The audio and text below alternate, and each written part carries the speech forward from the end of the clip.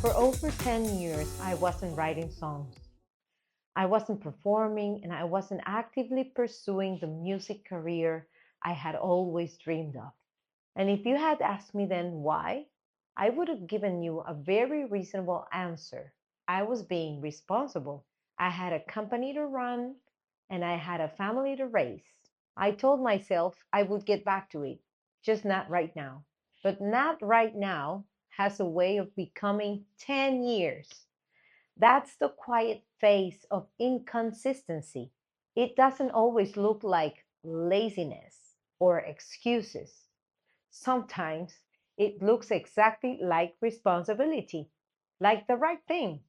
And then one day you look up and realize that the thing you said you wanted most, you haven't touched in a decade.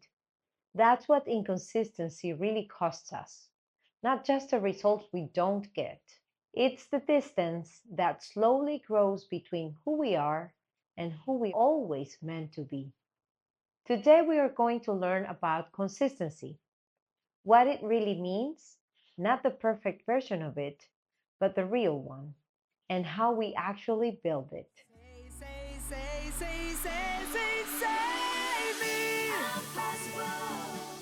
The 12-week year says that the biggest barrier between us and the life we are capable of living is not a lack of knowledge. It's a lack of consistent execution. We know what to do, we've read the books, we've heard the advice, but knowing and doing are two completely different things. Consistency is the bridge, and today we're going to learn how to build it and how to hold it when life gets in the way.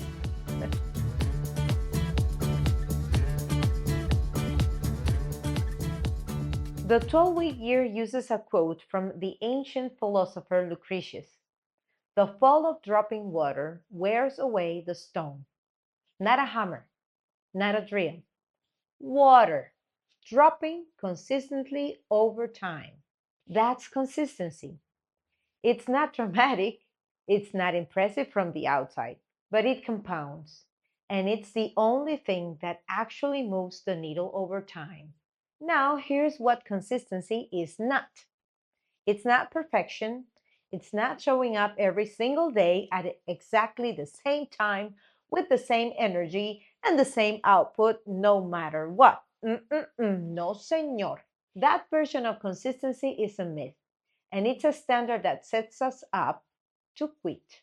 I want to say something directly to the people who have criticized the 12-week year for what they call too rigid, too demanding, too out of touch with how real life works.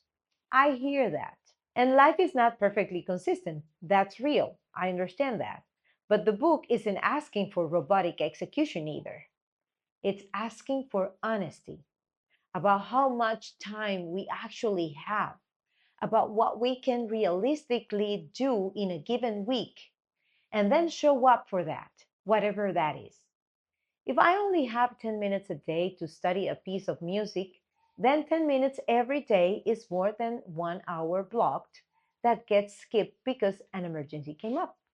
Consistency means showing up for what's real, not for what's ideal.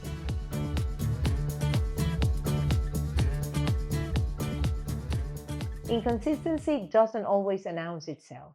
In my own life, I watched it show up in more than one way, and it took me a while to recognize each one for what it was. The most personal example is the one I opened with: 10 years away from music. But even after I came back, inconsistency found new ways to sneak in. I started a fitness program in my 40s and ran into the same wall. In my 20s, I used to work out with a few exercises here and there, and it was enough. But in my 40s, doing exactly the same thing produced exactly nothing. Because without a clear plan, without a real rhythm, without honest goals, effort alone doesn't move the needle. I had to work on my mindset first before my body would follow. I had to get clear on what I actually wanted and build a structure around it. Without that, I felt lost. And when we feel lost, we don't take action. We wait. And the waiting makes the gap bigger.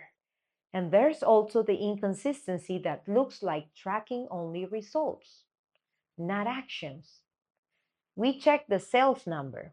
We look at the follower count, but we're not tracking the input, the calls we made, the pages we wrote, the minutes we practiced. Without tracking those actions that we control, we have no real information about what's working or what needs to change. And then there's the most destructive kind, the inconsistency that looks like trying to catch up. We miss a week and decide we have to do double the work to compensate. Mm-mm-mm. That never works.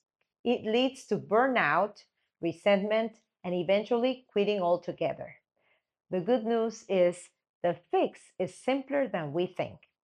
It doesn't require perfection. It requires honesty and one small ritual right after this break.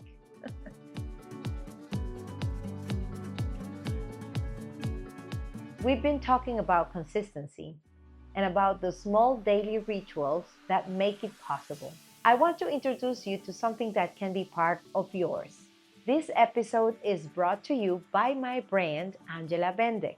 I want to tell you about two mugs I genuinely love: the Say I'm Possible mug cup and the Say It Right mug cup. These are dishwasher safe, very durable, and the art print does not peel off, made to last. The Say I Am Possible mug carries the heart design and the affirmation that started this journey all along. The Say It Right mug reminds us every morning that the word impossible has always been misspelled. It must say, I'm possible. Worldwide delivery is available and very affordable. Links are in this episode description.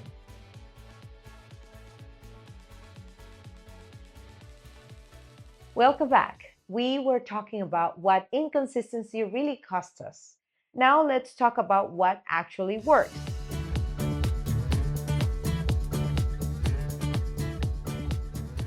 When consistency finally clicked for me, it wasn't because I found more motivation. It was because I read something in The Big Leap that I couldn't unread. Gay Hendricks says, time is not an outside resource. We are the source of time. And the 12-week year confirms this. The only way to be consistent is to block the time in our calendar for what matters. Here is the method I use now. 3 parts. Step 1, be honest about what we actually have, not the ideal version of the week. What do we actually have this week? If it's just 10 minutes a day, that's what we're working with. We book 10 minutes and we protect those 10 minutes like they are the most important meeting of the day. Step 2, book it. If it's not in the calendar, it doesn't happen. I booked the 10 minutes of sheet music study. I booked the 2 hours of podcast research. I booked the breathing exercises I do for singing. I booked the one-on-ones with my sales team. Everything that matters to my goals has a block. Step 3, show up for what we booked. And when we don't, because there will be weeks when we won't be able to, we don't try to catch up. We don't beat ourselves up. We do exactly what the book recommends. Reflect on what happened, adjust, and get right back on the horse. One thing the book reinforces that I've lived personally: accountability helps. When we have someone in our corner who knows our goals and will ask us honestly how the week went, we are far less likely to drift. It doesn't have to be formal. It can be a friend, a coach, a colleague. What matters is that we are not just accountable to ourselves, because we are too easy on ourselves when no one is watching. And when we complete a full cycle of focused work, give ourselves real time to rest, celebrate what we built, and reflect before jumping into the next stretch. Skipping that reset is how we burn out. It's how we lose the drive that got us started. Consistency is not glamorous. It doesn't make for impressive social media content. It's boring, repeated actions done over and over until the stone is worn through. But it is the only thing that actually moves us forward.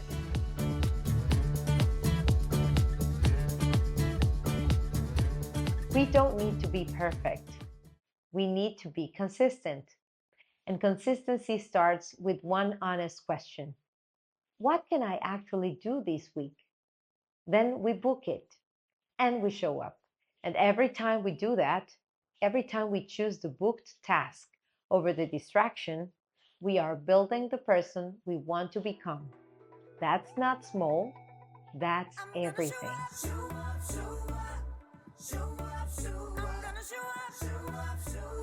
This week, pick one goal. Look at the calendar and find the actual time available, not the ideal time, the real time.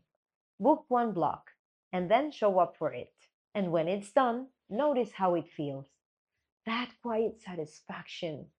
That's what consistency is built on, one block at a time. Send me a DM at Angela Bendeck and tell me what we booked this week. What was the one block we protected?